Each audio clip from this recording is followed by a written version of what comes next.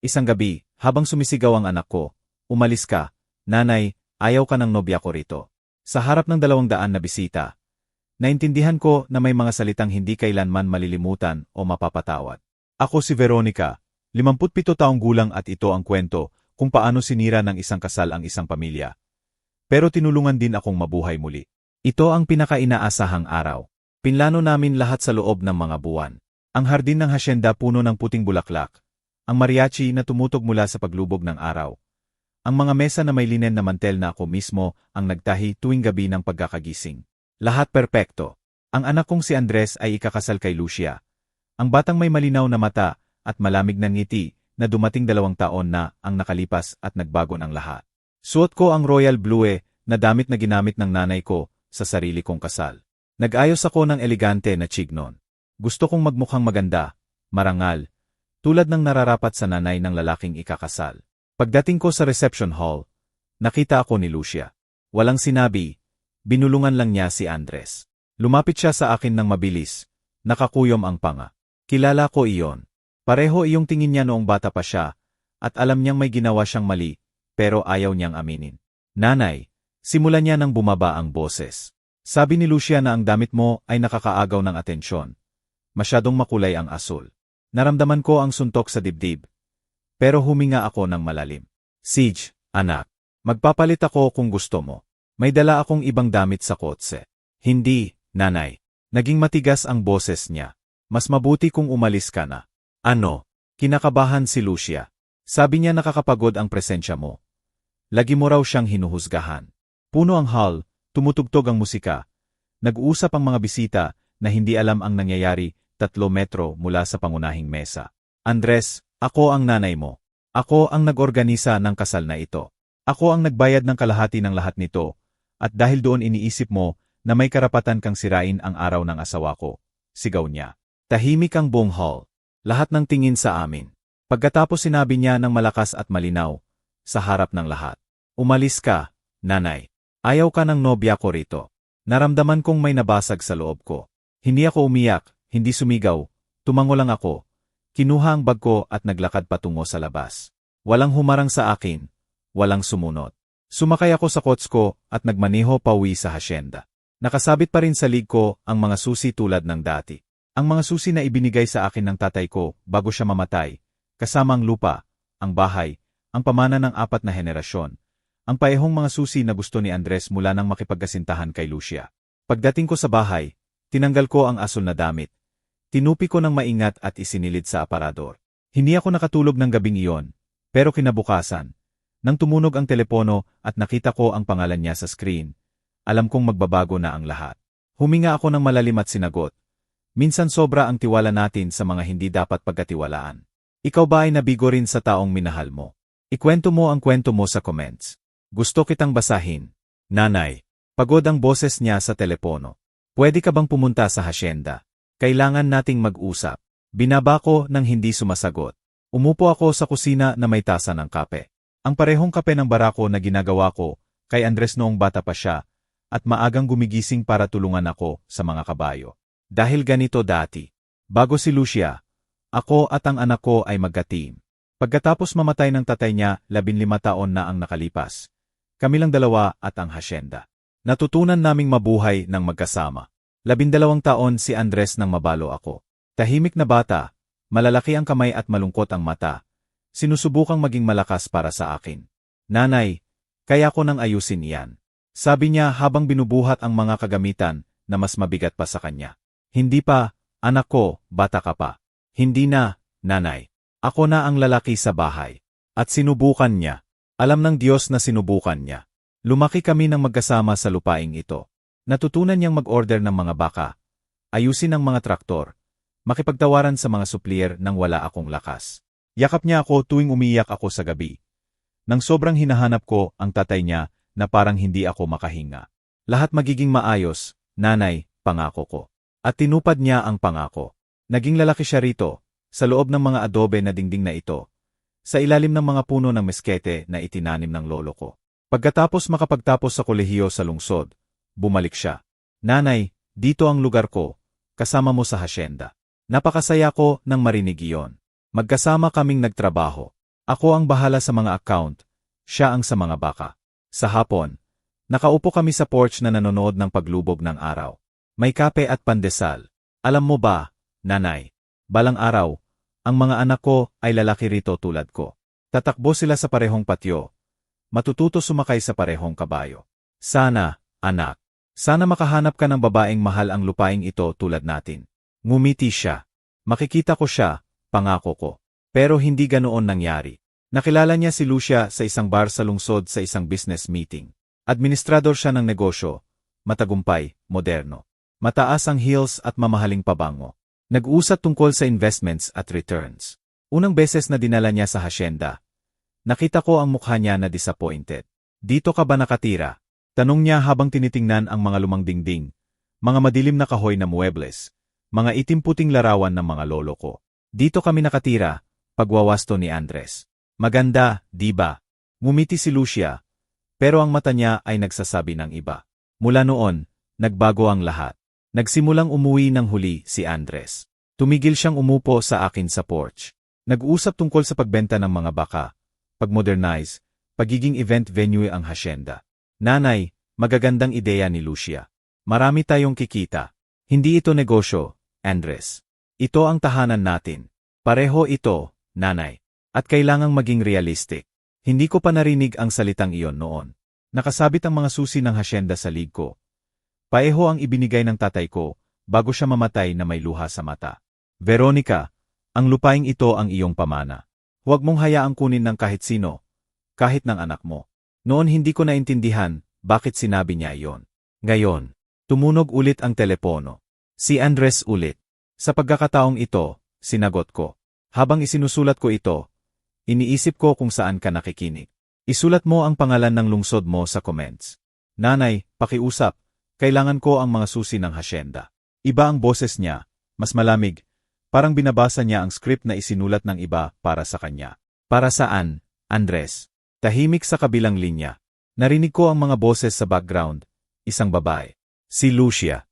Gusto naming gumawa ng ilang pagbabago. Alam mo, i-modernize ng konti. Baka ayusin ang sala. Palitan ang mga lumang muebles.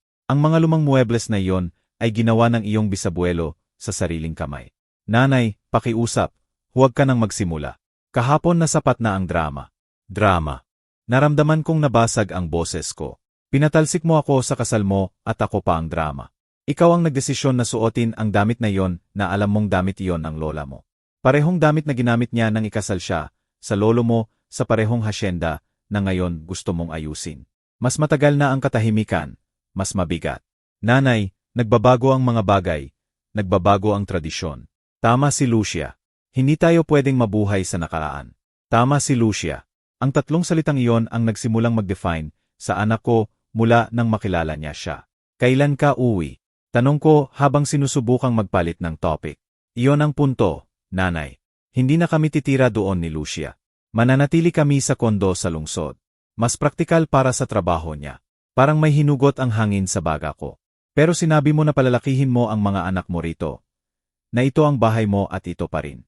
Pero kailangan ko rin bumuo ng sarili kong buhay kasama ang asawa ko. Asawa ko na hindi na sinasabi ang pangalan niya ng may pagmamahal. Sinasabi na parang nagsign ng kontrata. Kaya para saan ang mga susi? Dahil legal na akin din ang bahay na ito. Nanay. Iniwan iyon sa akin ng tatay ko sa testamento. 50% sa iyo, 50% sa akin. Doon ang katotohanan, ang bitak. Iniwan ng tatay niya ang kalahati ng ari-arian. Pero ang mga susi, ang kontrol, ang pamamahala, iyon ang iniwan sa akin.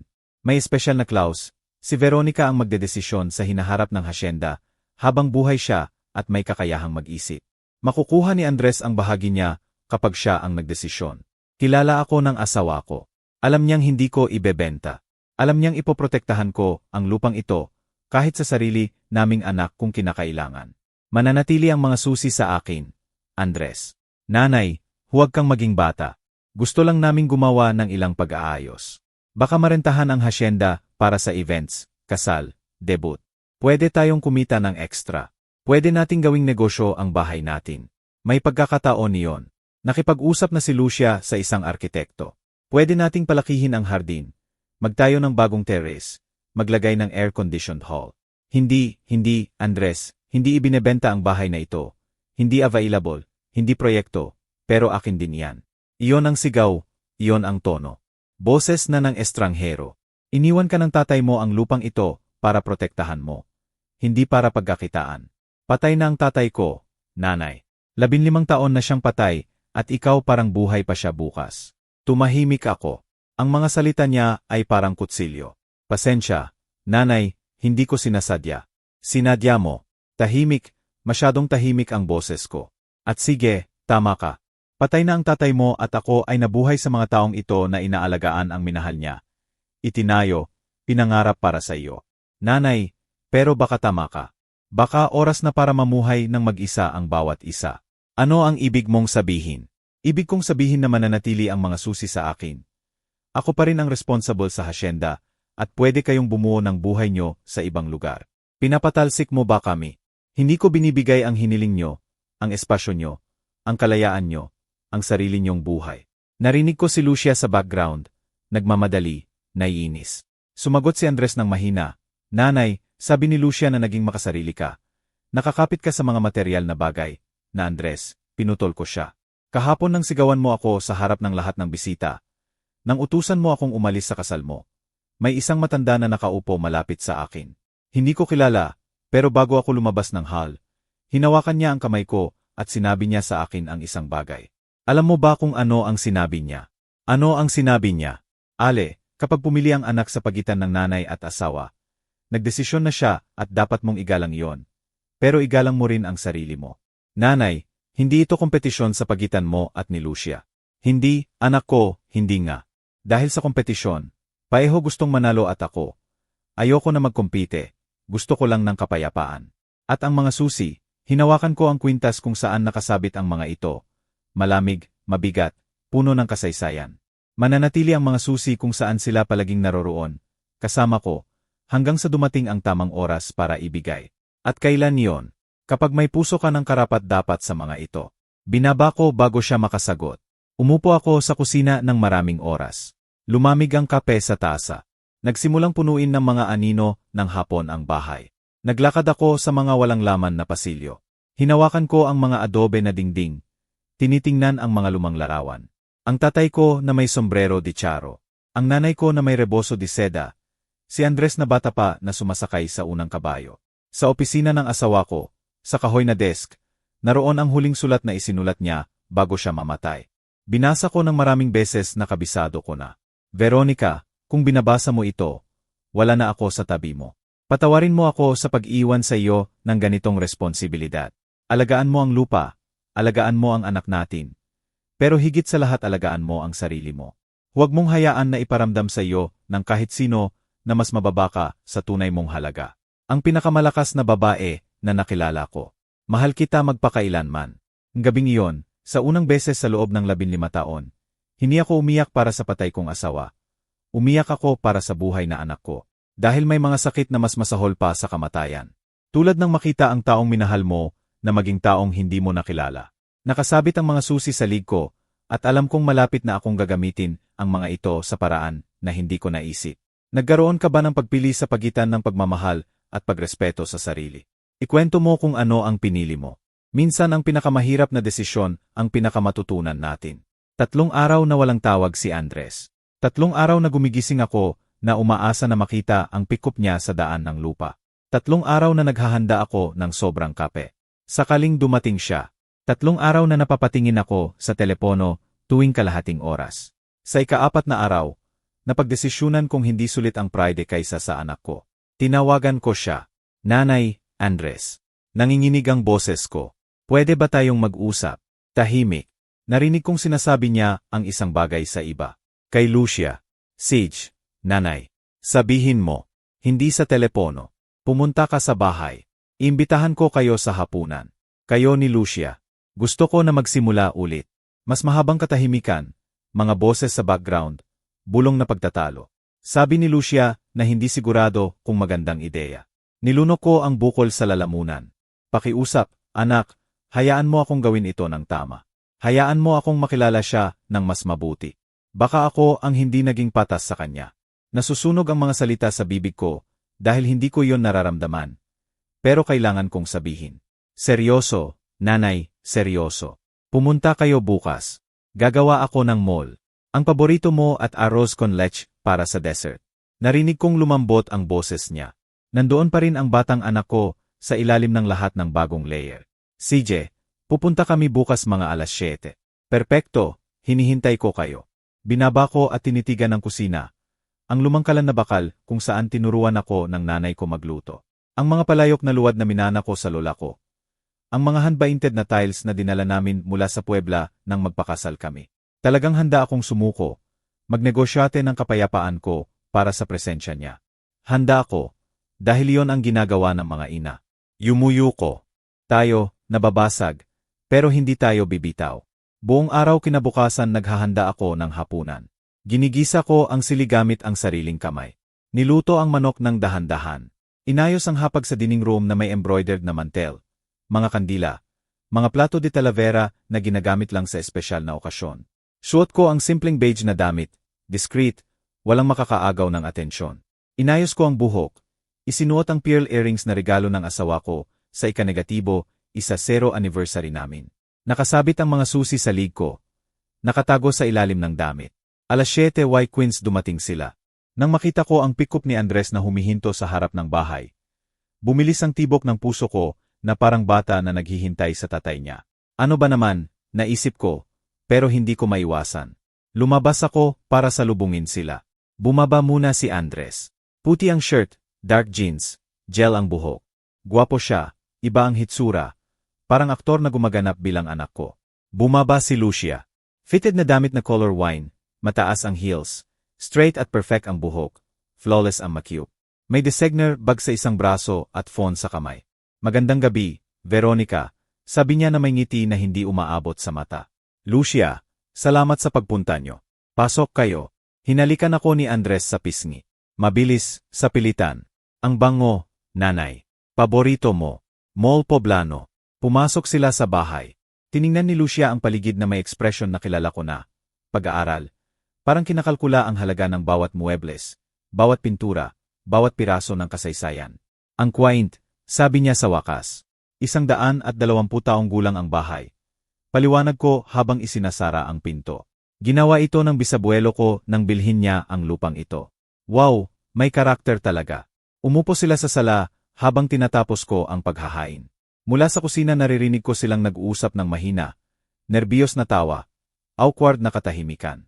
Nang bumalik ako na may pitche ng agwa di Jamaica, nagteteke ng pictures si Lucia nang salagamit ang phone niya. Gusto mo ba ang dekorasyon? Tanong ko na sinusubukang maging mabait. Napaka-authentic.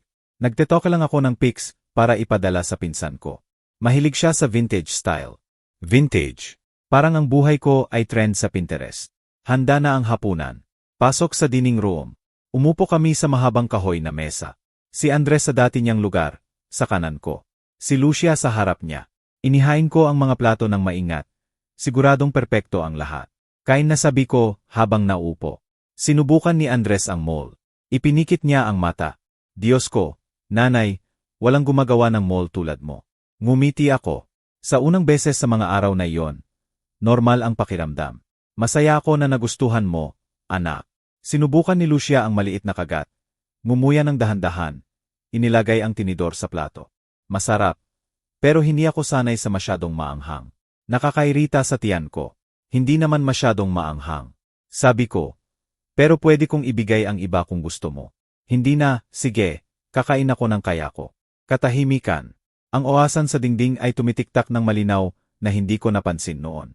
Sige, sabi ko sa wakas, gusto ko kayong imbitahan dahil gusto kong magsorry. Tumingin si Andres. Si Lucia rin. Nagkamali ako sa inyo, sa kasal nyo, sa lahat. Mekanikal, ensayado ang mga salita. Ito ang buhay nyo, ang kasal nyo at dapat kong matutunan na igalang iyon. Ngumiti si Lucia sa unang beses na tunay na ngiti. Salamat, Veronica. Malaking bagay iyan sa amin. Hinawakan ni Andres ang kamay ko. Nanay, ako rin ang nagkamali. Hindi ko dapat sinigawan ka at lalo na sa harap ng lahat. Tapos na yon, anak. Ang mahalaga ay magpatuloy tayo. Tama. Sumali si Lucia.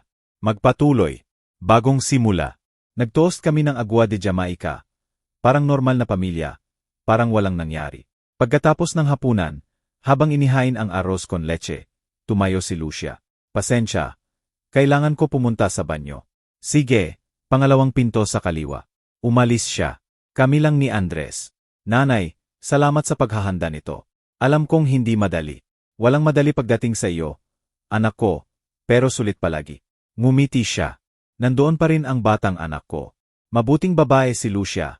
Nanay, kailangan niyo lang magkakilala ng mas mabuti. Alam ko at susubukan ko.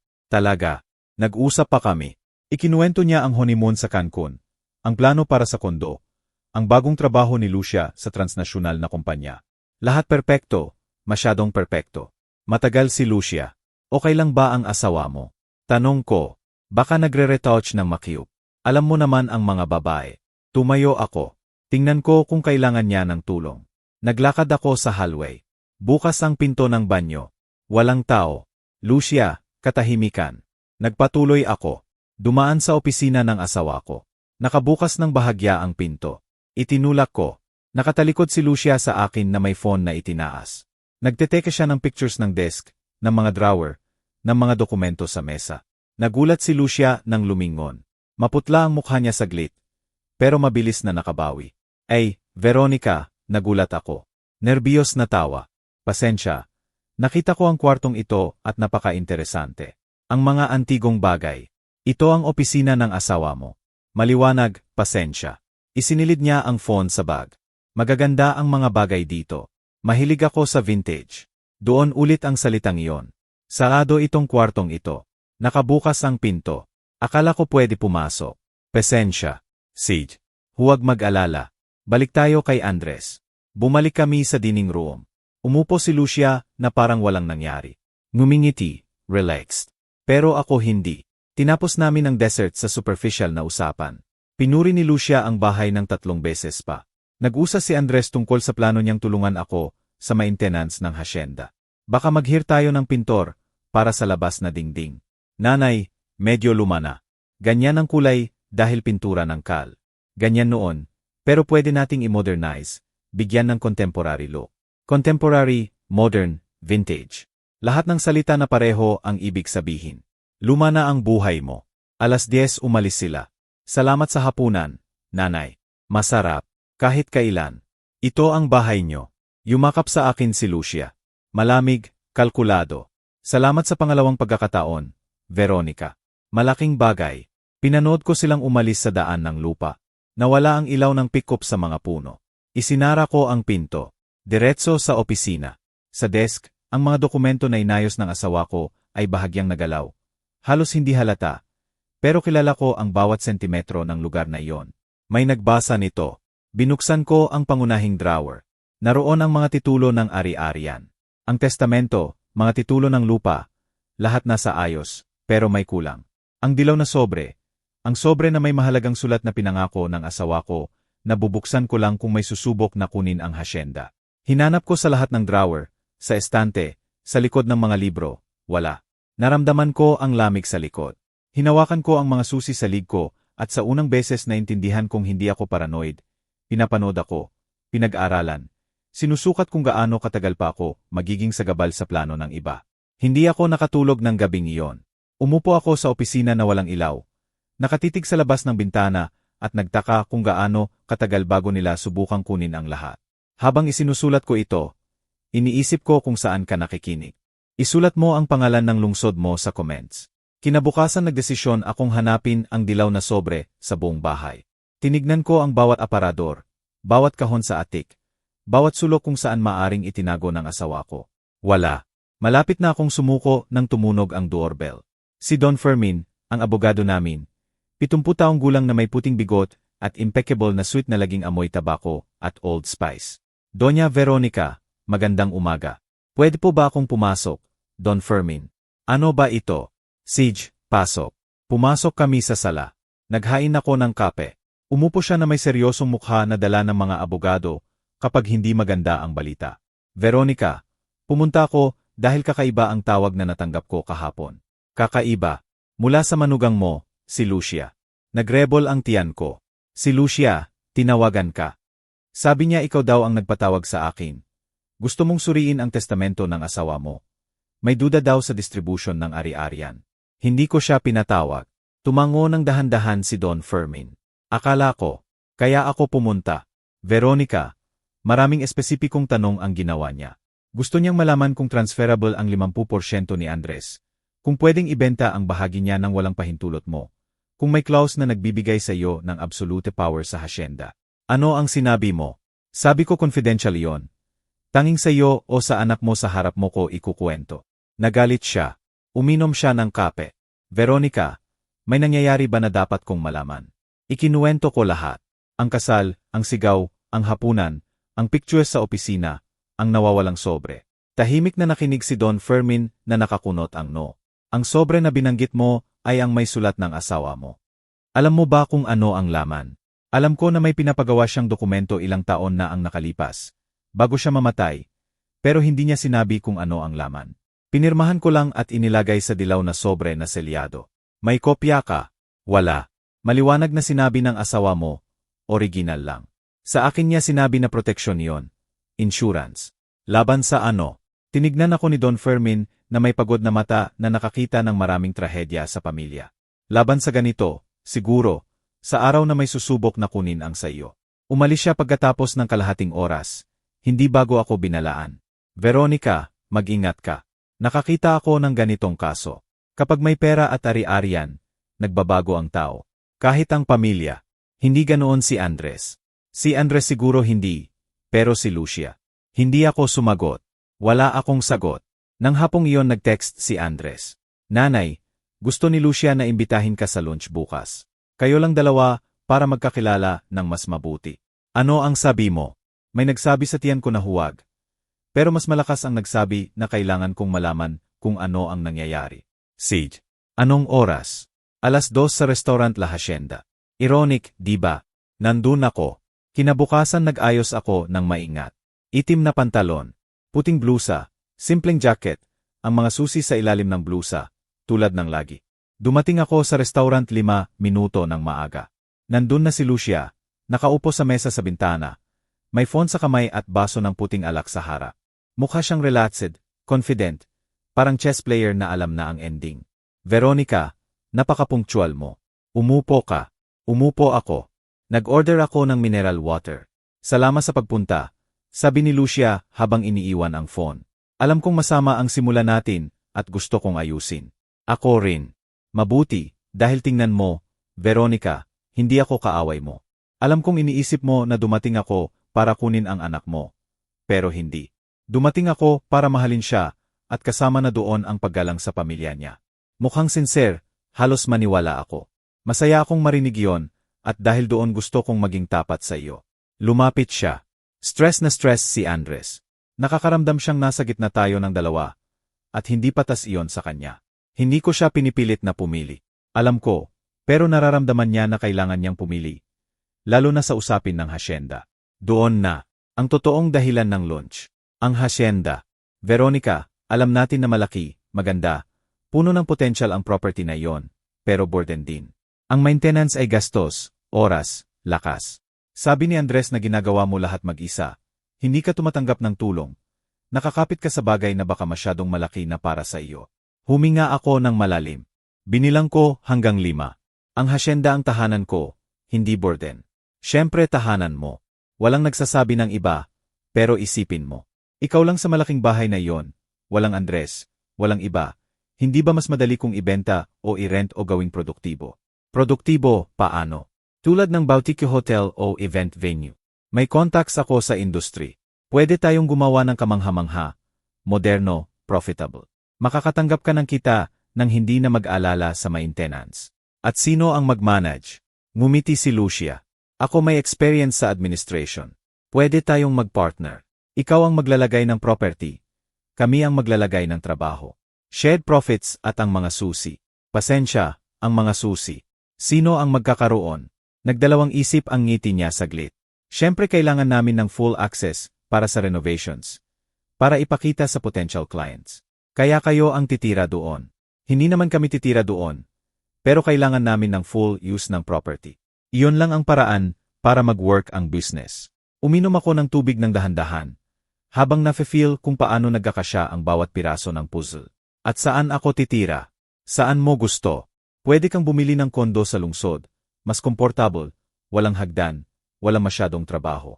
Sa edad mo, Veronica, dapat nag-enjoy ka na ng buhay, hindi nagpapakamatay sa bahay mula sa siglo XIX sa edad mo.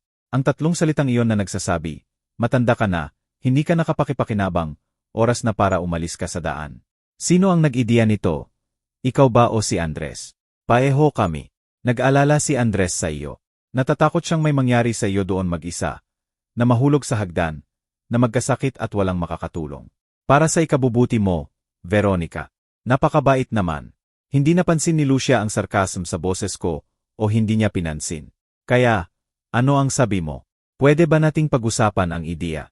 Makipag-usa sa arkitekto, tingnan ang numbers. Hindi. Nanigas ang ngiti niya. Hindi, Lucia. Hindi ibinebenta ang hasyenda. Hindi available para sa negosyo. Hindi bukas para sa partnership. Tahanan ko iyan at mananatili hanggang sa araw na ako ang magdesisyon ng iba. Pero may bahagi rin si Andres. May bahagi si Andres sa 50%. Pero ako ang may full control sa paggamit at pamamahala. Ganun ang iniwan ng asawa ko sa testamento. Hindi patas. Hindi proteksyon. Inilagay ni Lucia ang baso ng malakas. Veronica, ayoko maging bastos, pero naging makasarili ka. Pwede nitong baguhin ang buhay ng anak mo, ng pamilya mo, at ikaw nakakapit ka rito na parang mas mahalaga ito kaysa sa amin. Hindi mas mahalaga, iba. Ang hasyenda ay pamana. Kayo ay pansamantala. Naputla siya. Pansamantala. Maaring matapos ang mga kasal, Lucia. Maaring mabagsak ang negosyo. Maaring masira ang mga pangako. Pero ang lupa na nanatili. Tumayo ako. Iniwan ko ang pera sa mesa para sa tubig ko. Salamat sa imbitasyon. Pero sa tingin ko wala na tayong ibang pag-uusapan. Veronica, hintayin mo. Batiin mo ang anak ko. Sabihin mo na kapag gusto niya. Akong makita, alam niya kung saan ako. Lumabas ako ng restaurant na mabilis ang tibok ng puso. Pero matatag ang mga paa. Sumakay ako sa kotse. Umupo saglit habang humihinga. Kinuha ko ang mga susi mula sa ilalim ng blusa. Hinawakan ko sa kamay ko, malamig, mabigat, tunay. At sa sandaling iyon alam kong nagsimula na ang digmaan. Pero sa pagkakataong ito, hindi ako susuko. Nagkaroon ka ba ng pagkakataong maramdaman na ikaw ang sagabal sa daan ng iba? Paano mo ito hinarap? Ang gabing iyon, habang naghahanda ako ng tsaan ng manzanilla sa kusina, narinig ko ang tunog ng pickup na umaakyat sa daan. 11:00 ng gabi. Bumilis ang tibok ng puso ko. Naisip ko si Andres, baka dumating siya para mag-usap, mag-sorry, sabihin na mali si Lucia. Pero nang buksan ko ang pinto, ang pick-up ni Don Fermin. Bumaba siya ng mabilis na may Manila envelope sa kamay at ekspresyon na hindi ko pa nakita. Veronica, pasensya na ngayon. Pero kailangan mong makita ito. Ano ba, Don Fermin? Pumasok kami sa sala. Hindi siya umupo. Inilagay ang sobre sa mesa ng maingat. Parang may panganib.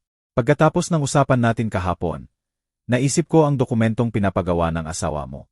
Naghanap ako sa lumang file sa opisina ko at nakita ko ito. Binuksan niya ang sobre. Kinuha ang dilaw na papel na may sulat kamay ng asawa ko. Kopya ito. Ang tanging kopya na ginawa ko nang hindi niya alam.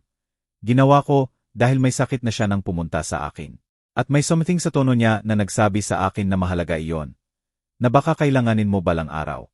Kinuha ko ang papel na nanginginig ang kamay. Sulat kamay na may petsa 3 linggo bago siya mamatay. Nagsimula akong magbasa. Veronica, minamahal ko, kung binabasa mo ito, may susubok na kunin ang hasyenda. At kung susubukan nila, ibig sabihin tama ako. 2 buwan na ang nakalipas. Nang pumunta ako sa ospital para sa huling check-up, nakilala ko ang isang matanda sa waiting room. May sakit din tulad ko. Nagkwentuhan kami. Ikinuwento niya ang kwento niya. Sabi niya may isang anak lang siya na pinalaki niyang mag-isa pagkatapos mamatay ng asawa. Binigay niya ang lahat, edukasyon, values, buong pamana. Pero nang mag-asawa ang anak, nagbago ang lahat. Ang manugang ay unti-unting nagmanipula.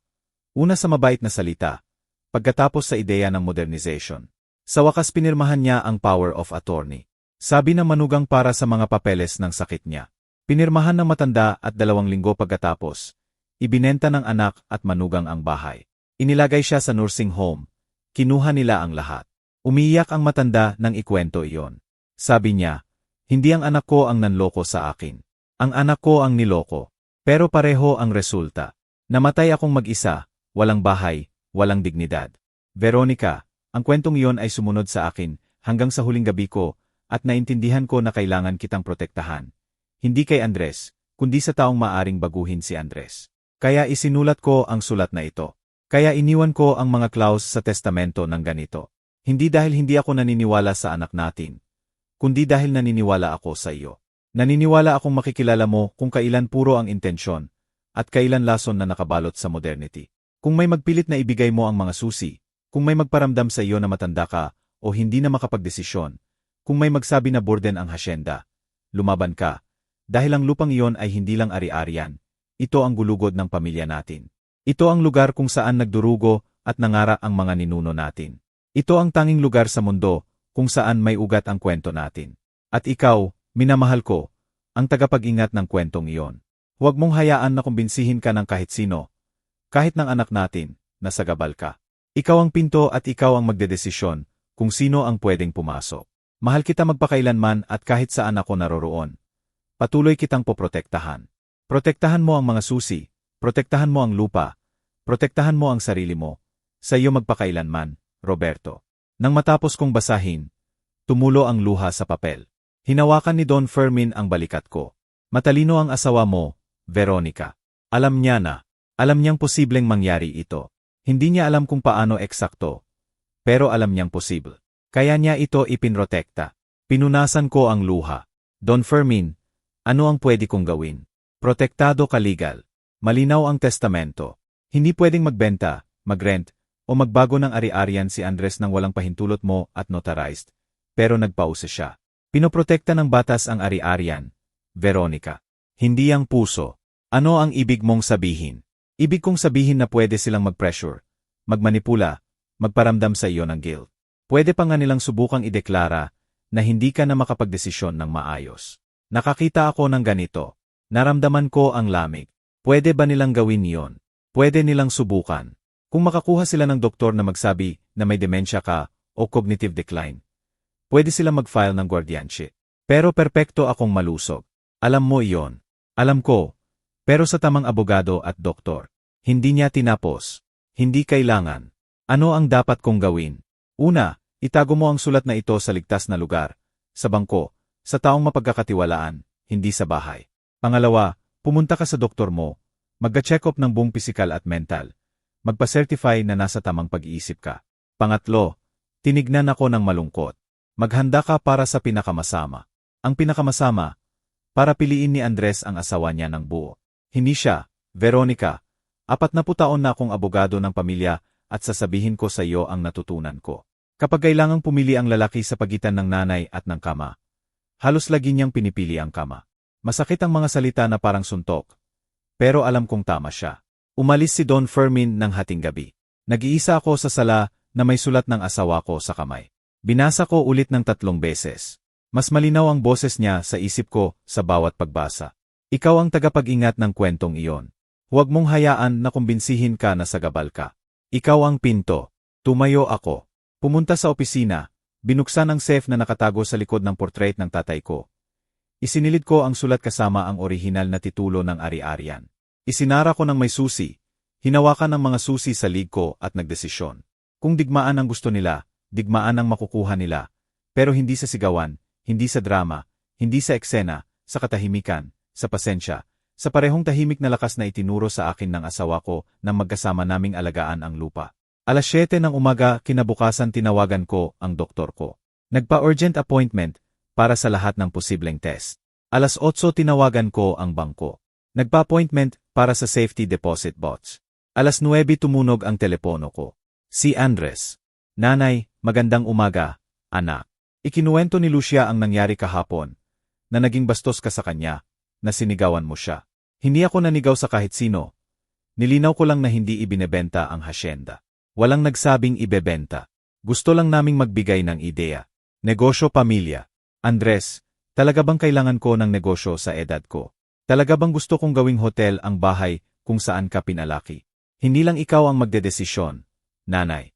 May bahagi rin ako sa property, hindi sa pamana. Walang saysay iyon. Para sa iyo siguro hindi, pero para sa akin. Katahimikan, mabilis ang hinga. Sabi ni Lucia, makasarili ka. Nakakapit ka sa nakaraan. Kailangan mo ng tulong. Tulong. Nanay. Tulong propesyonal. Baka dapat kang magpakonsult sa therapist o doktor para matulungan kang magbitaw. Doon na ang binalaan ni Don Fermin. Tulong propesyonal, doktor. Mental incompetence. Andres, talaga bang iniisip mo na sira ulo ako? Hindi, nanay, pero iniisip ko na mag-isa ka.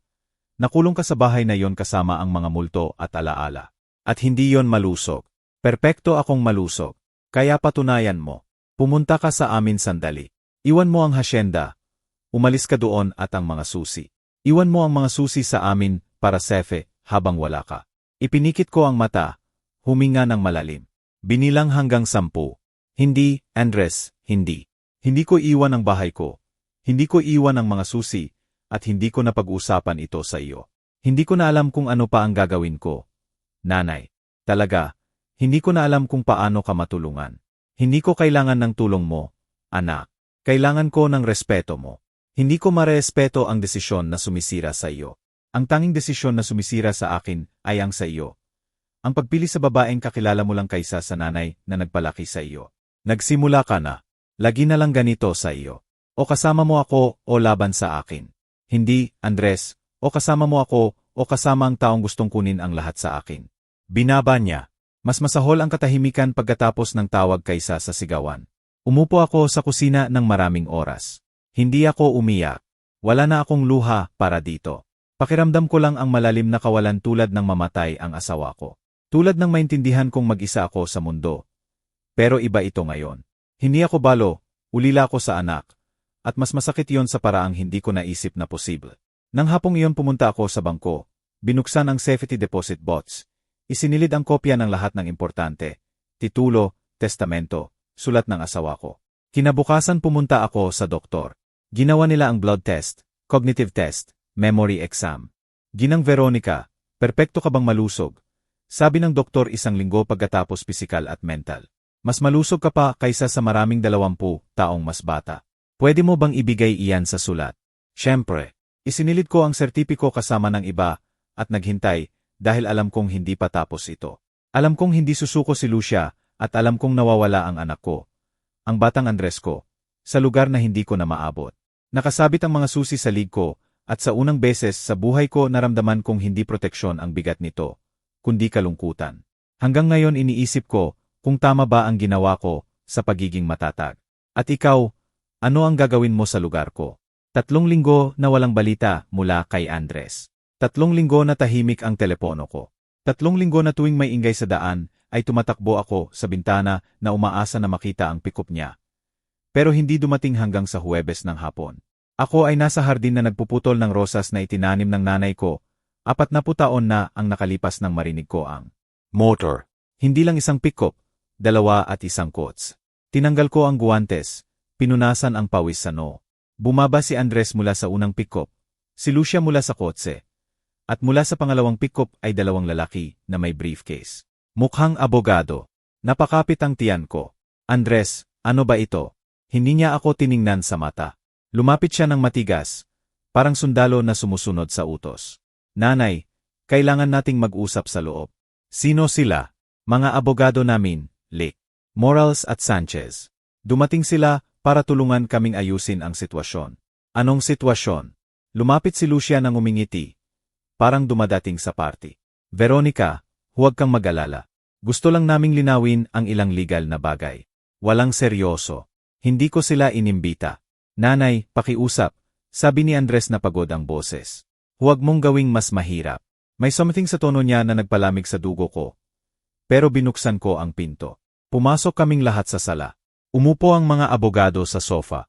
Si Lucia sa pangunahing upuan. Tumayo si Andres sa bintana. Nakatitig sa labas na parang gusto niyang nasa ibang lugar. Umupo ako sa harap nila. Ang mga susi sa ilalim ng blusa na nakadikit sa dibdib. Binuksan ng Lick, Morales, lalaki na may gray suit at walang frame na salamin, ang briefcase. Ginang Veronica, magandang araw. Ako ang Lick, Morales, legal representative ni G. Andres Garcia Rivera. Nandito kami dahil gusto ng kliyente ko na gamitin ang karapatan niya bilang co-owner ng hasyendang ito. Kilala na niya ang karapatan at limitasyon niya. Kaya nga kami nandito. Kinuha niya ang mga dokumento. Sinuri namin ang testamento ng yumaong asawa mo. Bagamat totoo na ikaw ang may kontrol sa administration, may clause na nagpapahintulot sa co-owner na humingi ng partition kung naniniwala siyang lumalala ang halaga ng ari-arian sa kasalukuyang pamamahala. Lumalala. Perpekto ang kondisyon ng hasyenda. Pisikal siguro, pero ekonomiko, inilagay niya ang papeles sa mesa. Nawawalan ito ng halaga. Walang kita. Walang produktibong gamit at ayon sa kalkulasyon namin, mas mataas ang maintenance cost kaysa sa potensyal na benepisyo. Ito ang tahanan ko, hindi negosyo. Legal, ginang, paeho ito. Ari-arian pribado na may commercial value at may karapatan ang kliyente ko na protektahan ang halagang iyon. Tiningnan ko si Andres, nakatalikod pa rin sa bintana. Andres, ikaw ba ang humingi nito? Walang sagot. Si Lucia ang sumagot para sa kanya. Veronica, gusto lang ni Andres ang pinakamabuti para sa lahat. Kasama ka. Tingnan mo, malaki itong lugar. Luma, mahira alagaan. Mag-isa ka rito. Ano kung magkasakit ka? Kung mahulog ka? Kung may mangyari at walang makakaalam hanggang ilang araw? May telepono ako, may kapitbahay, may ikaw ay 57 taong gulang, Veronica. At kahit malusog ka ngayon, ilang taon pa kaya mo ito? 5, 10. At pagkatapos, hahayaan mo bang lumala ang property hanggang hindi na ito magkakahalaga? Mas mahalaga ito kaysa sa naiintindihan nyo. Hindi lahat nasusukat sa pera. Sumali ang Lick. Sanchez, mas bata, may condescending na ngiti. Ginang, walang nagkukwestiyon sa emosyonal na attachment mo. Pero kailangang maging realistic. Humigit kumulang $3 milyong ang market value ng property na ito. Kung ibebenta, hindi ibinebenta. O kung irentahan para sa events, pwede itong mag-generate ng 30,000 hanggang 50,000 bawat buwan. Iyon ay mahigit kalahating milyon sa isang taon.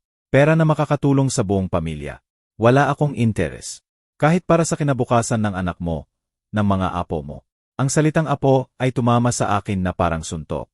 Tiningnan ko si Lucia. Ngumingiti siya. Alam niya eksakto kung aling buttons ang pinindot. Veronica, buntis ako, sabi ni Lucia ng mahina. 3 buwan na. Magiging tatay si Andres, magiging lola ka. Huminto ang mundo. Ano? Lumiko si Andres. Pula ang mata niya. Totoo, nanay. Kaya kailangan nating isipin ang kinabukasan. Magbigay para sa anak namin. Magbigay ng stability. Hindi ko alam dahil ayaw mo malaman. Dahil abala ka sa pag-aaway sa amin, kaya hindi mo napansin ang nangyayari. Nagsimulang mag-init ang mata ko. Pero pinigilan ko ang luha.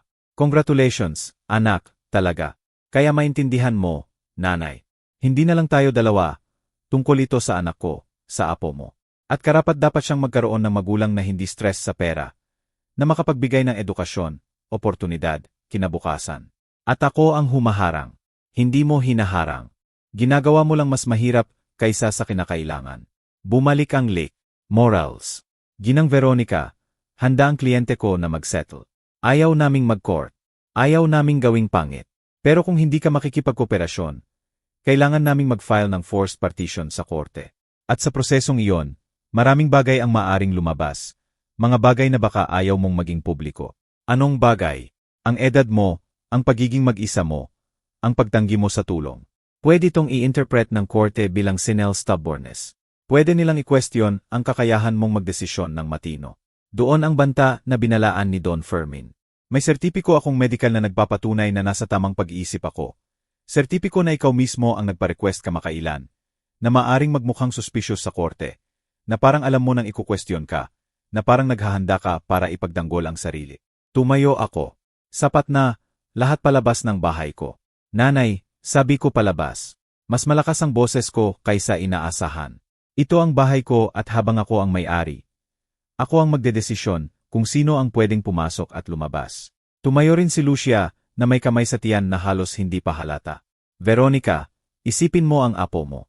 Talaga bang gusto mong lumaki siya na alam na mas pinili ng lola niya ang lumang bahay kaysa sa kinabukasan niya? Gusto kong lumaki siya na alam na may dignidad ang lola niya.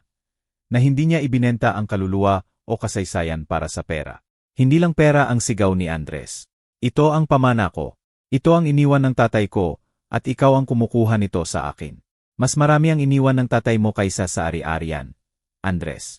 Iniwan niya sa iyo ang values, prinsipyo, Respeto sa itinayo ng mga henerasyon bago ka. Ang mga values na iyon ay hindi nagbabayad ng bills.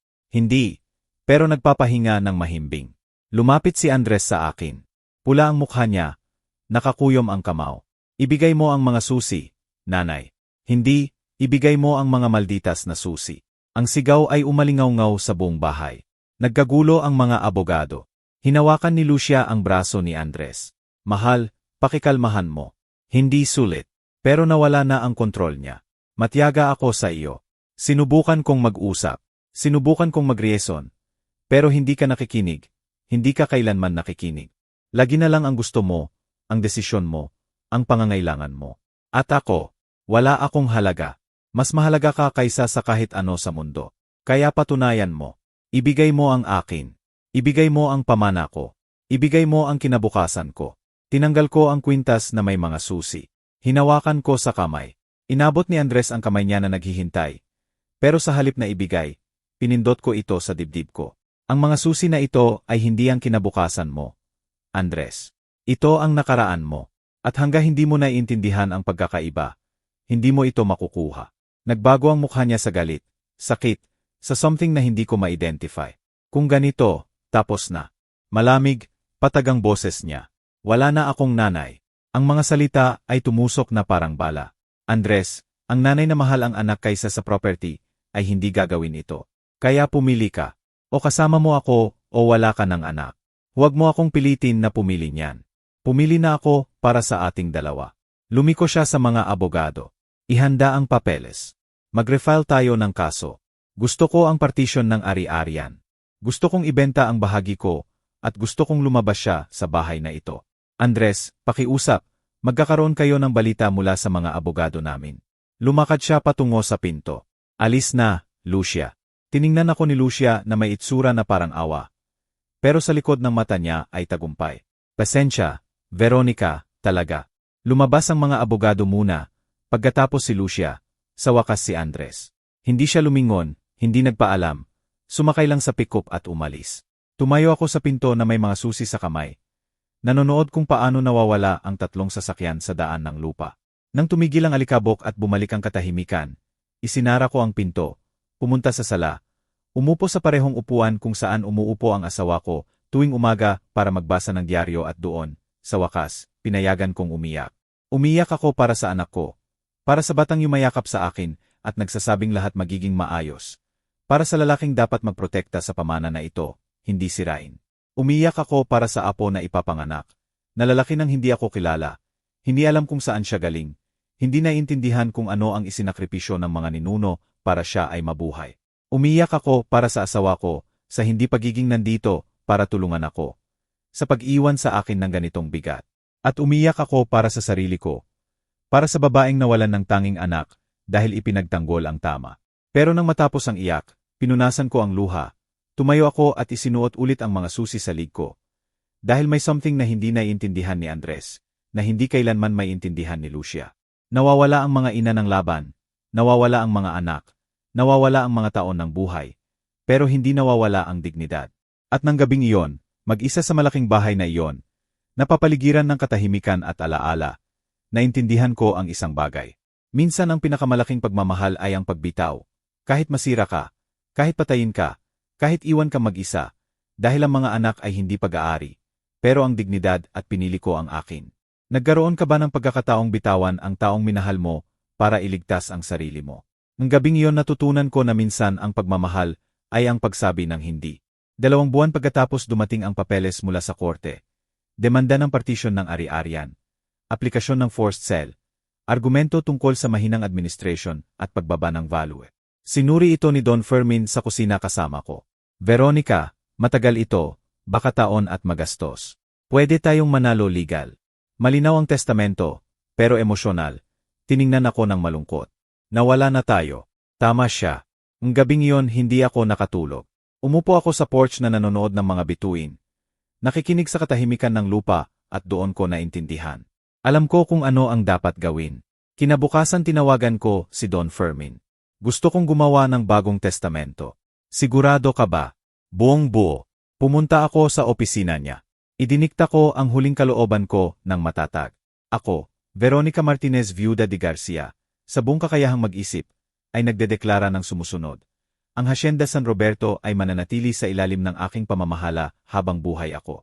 Sa aking kamatayan, ang buong ari-arian ay mapupunta sa family trust na hindi maaring ibenta, hatiin o baguhin sa loob ng 50 taon. Ang anak kong si Andres ay makakatanggap ng 50% ng kita na magmumula sa property. Kung irentahan para sa cultural, educational o historical events, hindi para sa private commercial. Ang iba pang 50% ay pamamahalaan ng foundation na magpoprotekta sa historical haciendas sa Pilipinas.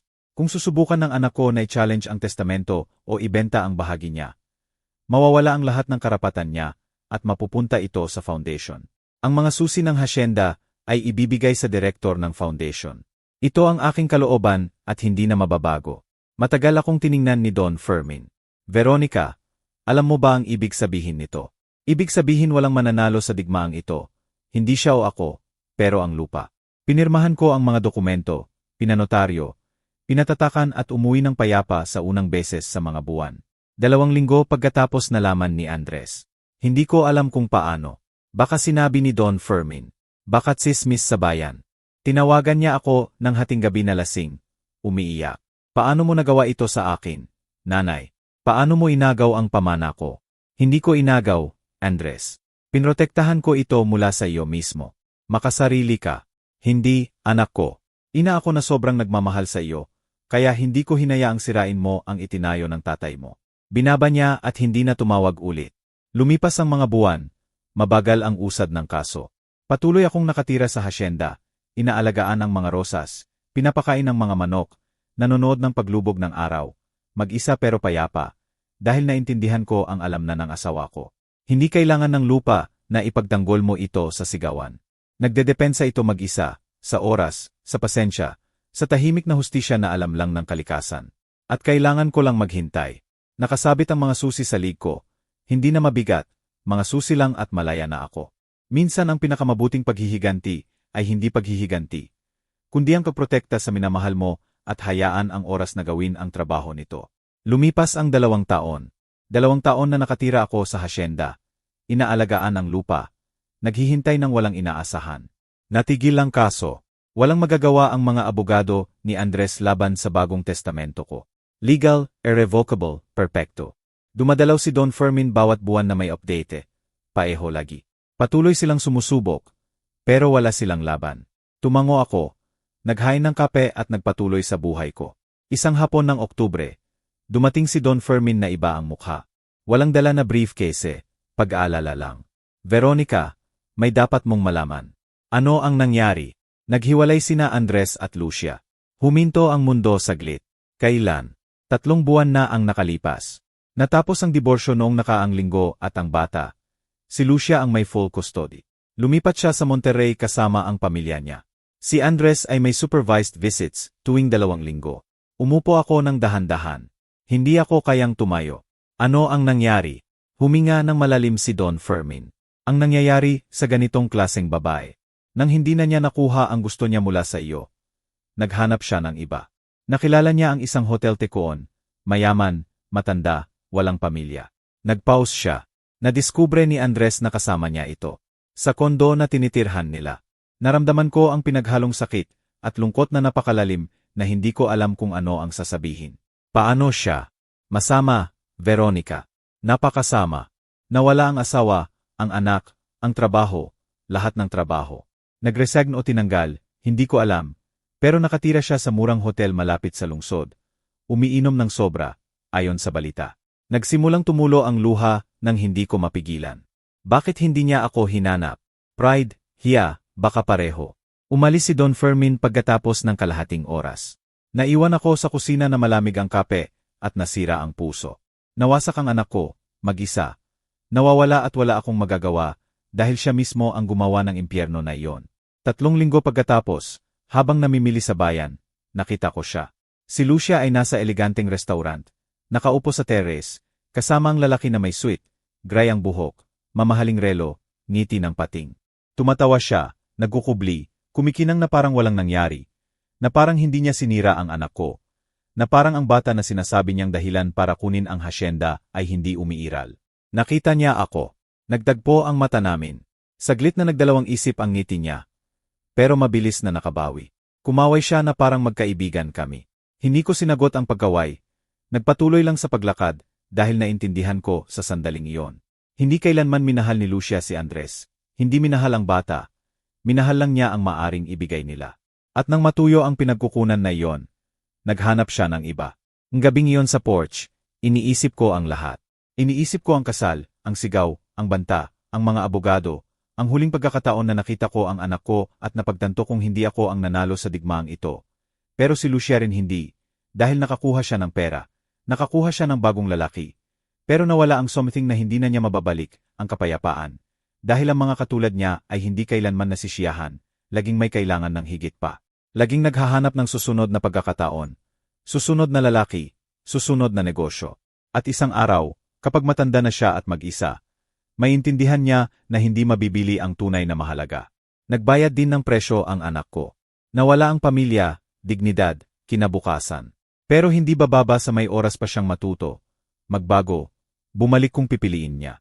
Isang buwan pagkatapos, noong Disyembre, tumunog ang doorbell ng 6:00 ng umaga. Binuksan ko ang pinto. Si Andres, payat, may balbas na hindi maayos, pula ang mata, gusot ang damit, pero siya ang anak ko. Nanay. Nabasag ang boses niya. Pasensya. Wala nang iba pang sinabi, hindi na kailangan. Yakap ko siya at umiyak siya tulad ng bata pa siya, at natumba mula sa bisikleta. Umiyak siya para sa lahat ng nawala, lahat ng sinira, lahat ng hindi na mababalik. At hinawakan ko siya, dahil iyon ang ginagawa ng mga ina. Walang sinabi kami ng umagang iyon. Umupo lang kami sa kusina, uminom ng kape, nanood ng pagsikat ng araw sa bintana. Nasa iyo pa rin ang mga susi, nanay, sabi niya sa wakas. Lagi nang sa iyo. Alam ko, anak ko, alam ko. Ako ang tanga, ang gunggong. Siya ang nagkumbinsi sa akin na ikaw ang problema at naniwala ako. Alam ko. Paano mo nalaman? Paano mo nalaman na ganoon siya? Hinawakan ko ang mga susi sa lig ko. Tinuruan ako ng tatay mo na makilala kung sino ang mahal ang lupa at sino ang mahal lang ang maaring kunin mula rito. Tumango si Andres. Patuloy ang pagtulo ng luha. Nawala ko ang lahat, nanay. Ang anak ko, ang kasal ko, ang trabaho ko, ang dignidad ko. Hindi lahat. Hinawakan ko ang kamay niya. Nasa akin ka pa at may oras ka pa para bumuo ng bago, ng tunay. Hindi ko alam kung kaya ko. Hindi ko rin alam nang mamatay ang tatay mo. Pero ginawa ko at kaya mo rin. Nanatili siya sa hasyenda ng araw na iyon at kinabukasan. At kinabukasan pa. Hindi namin pinag-usapan ang kaso. Hindi pinag-usapan si Lucia. Hindi pinag-usapan ang mga susi. Nagtrabaho lang kami ng magkasama tulad ng dati. Nag-ayos ng bakod, nagpakain ng hayop, nanood ng paglubog ng araw, at unti-unting bumalik ang anak ko. Hindi ang lalaking nag-asawa kay Lucia, kundi ang batang nangako na alagaan ang lupaing ito. Lagi nagbabayad ang buhay ng utang. Kay Lucia, bayad nito ang kalungkutan ng pamumuhay ng walang ugat, walang kasaysayan, walang tunay na pagmamahal. Kay Andres, bayad nito ang sakit at pagkawala. Pero binigyan din siya ng pagkakataong matuto. At sa akin, binayaran ako ng mga taon ng katahimikan at luha. Pero binayaran din ng dignidad. At sa huli, mas sulit iyon kaysa sa lahat. Lagi nakakahanap ang buhay ng paraan para ilagay ang bawat isa sa tamang lugar. Hindi sa paghihiganti, kundi sa katotohanan. Nakita mo ba kung paano gumagana ang karma? 5 taon na ang lumipas mula sa umagang iyon nang kumatok si Andres sa pinto ko na humihingi ng tawad. Ngayon 62 na ako. 38 ang anak ko at ang apo ko. Na nakilala ko na 6 na buwan na ang nakalipas, ay 4 na taon at kalahati. Roberto ang pangalan niya, tulad ng lolo niya. Hindi siya nakatira sa akin. Nakatira siya kay Lucia sa Monterrey. Pero bawat buwan kapag kinukuha ni Andres siya para sa visit, dinala niya sa hasyenda. At kapag tumatakbo ang batang iyon sa parehong patio kung saan tumakbo ang tatay niya, kapag umaakya sa parehong puno, kapag umuupo sa akin sa porch na umiinom ng tsokolete, naiintindihan ko kung bakit sulit ang paglaban. Sa bayan na nakatira si Andres ngayon, nagtatrabaho sa mechanical workshop. Maliit ang kita, maliit ang kondo, pero sober siya. Sa therapy siya at natututo na maging lalaking gusto ng tatay niya. Natapos ang kaso 3 taon na ang nakalipas. Binawi ng mga abogado ni Andres ang demanda nang bumalik siya. Tinulungan ako ni Don Fermin na baguhin ang testamento 1 beses pa. Kapag namatay ako, ang hasyenda ay kay Andres, buo, walang fideicomiso, walang foundation.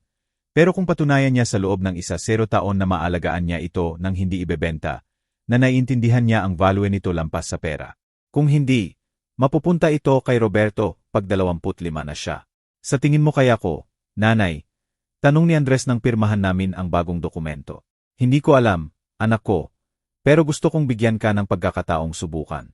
Nag-asawa ulit si Lucia noong nakaang taon sa Hotel Ticoon na nakilala niya. Sa modernong mansyon sila nakatira, naglalakbay sa buong mundo. Nagpo-post ng perfect na pictures sa social media. Minsan nakikita ko ang mga pictures na iyon at nagtataka kung masaya ba siya. Sa tingin ko hindi, dahil natutunan ko na ang tunay na kasiyahan ay hindi sa pagkakaroon ng higit pa, kundi sa pagkakaroon ng mas kaunti ang pangangailangan. At siya, laging may kailangan ng higit pa. Nakita ko siya isang beses pa 2 taon na ang nakalipas, nang ihatid niya si Roberto para sa summer vacation. Bumaba siya mula sa imported na kotse na may designer na damit. Dark glasses na nagtatago ng higit pa sa araw. Perpekto ang itsura, tulad ng lagi. Pero nang tanggalin niya ang salamin para magsalita sa akin, nakita ko ang something sa mata niya na hindi ko pa nakita. Walang laman. Veronica, sabi niya na may ngiti na hindi umaabot sa mata. Ang ganda ng hasyenda. Nandito ka pa rin. Nandito pa rin ako. Tahimik siguro. Mag-isa nang walang alalahanin. Tahimik, sabi ko, dahil nasa tamang lugar ako. May something sa tono ko na nagpabalik sa kanya. Ako rin nasa tamang lugar, sabi niya nang mabilis. Masaya kami ng asawa ko, matagumpay. Bagong binuksan namin ang 2 hotel. Masaya akong marinig iyon. Awkward na katahimikan. Tumakbo si Roberto sa akin na sumisigaw, Lola, na may purong saya na meron lang ang mga bata. Yakap ko siya, binuhat, pinag-ikot.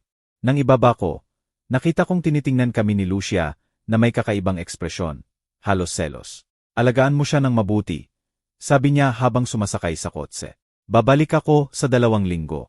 Umalis siya nang hindi nagpaalam kay Roberto, hindi yumakap, hindi nagsabing mahal niya ito. Dahil ang ilang tao ay hindi natututo na ang pagmamahal ay hindi binibili. Itinatayo ito sa oras, sa presensya, sa sakripisyo. Natututo ang anak ko ng dahan-dahan, sa sakit, sa pagkakamali, pero natututo siya. 1 buwan na ang nakalipas, habang magkasama kaming nagtatrabaho sa hardin. Sinabi niya sa akin ang hindi ko malilimutan. Nanay, ngayon naiintindihan ko kung bakit iniwan ng tatay ang mga susi sa iyo. Hindi para kontrolin ako, kundi para protektahan ako mula sa sarili ko.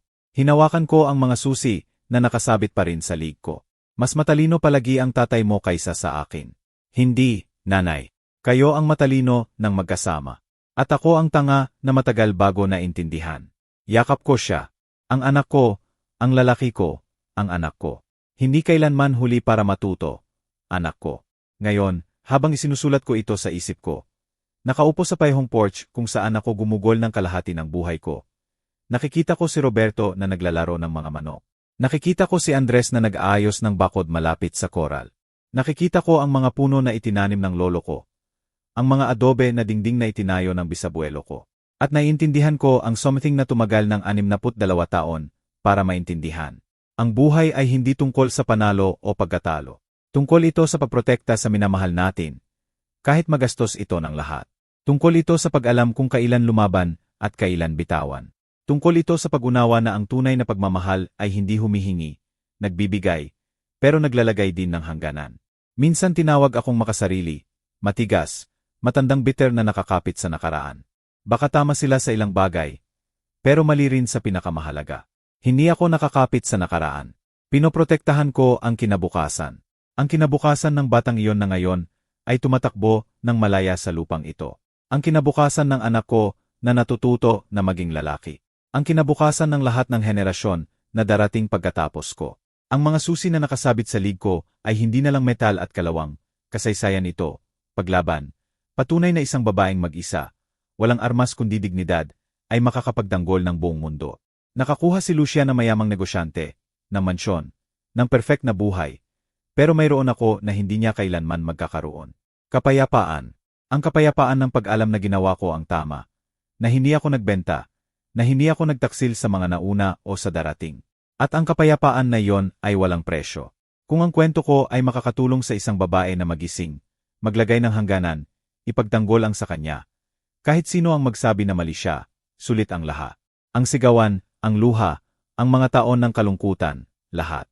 Dahil sa huli, laging nakakahanap ang buhay ng paraan para magbigay ng hustisya, hindi sa paghihiganti, hindi sa sigawan, kundi sa oras, sa katotohanan, sa natural na bunga na dumating kapag hindi inaasahan.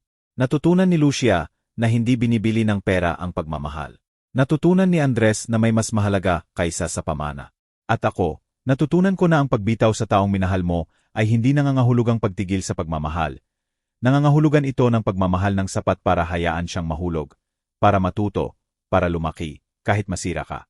Ako si Veronica, 62 taong gulang at ito ang kwento kung paano ko nawala ang anak ko para iligtas kaming dalawa. Nanatili ang mga susi sa akin at dito sila mananatili hanggang sa dumating ang tamang oras. Dahil ngayon alam ko ang hindi ko alam 5 taon na ang nakalipas. Ang tamang oras ay hindi kapag ako ang magdedesisyon, kundi kapag handa na ang anak ko na tanggapin ang mga ito. At sa araw na iyon, magpapahinga ako ng payapa. Alam kong ang lupang nakakita sa akin na ipinanganak, na umiyak, na lumaban, ay nasa tamang kamay na. Salamat sa pakikinig hanggang sa dulo. Kung naantig ang kwento ko sa puso mo, ibahagi mo sa taong mahal mo. Minsan ang kwentong ganito ay makakapagbago ng buong araw. Pagpalain ka ng Diyos at hanggang sa muli. Salamat sa pakikinig hanggang sa dulo. Kung naantig ang kwento ko sa puso mo, mag-subscribe ka at i-activate ang bell para marinig ang higit pang kwento ng mga babaeng ginawang karunungan ang sakit. Araw-araw isang babae, isang leksyon sa buhay. I-share ang kwentong ito sa taong mahal mo. Minsan ang kwentong ganito ay makakapagbago ng buong araw. Pagpalain ka ng Diyos at hanggang sa muli.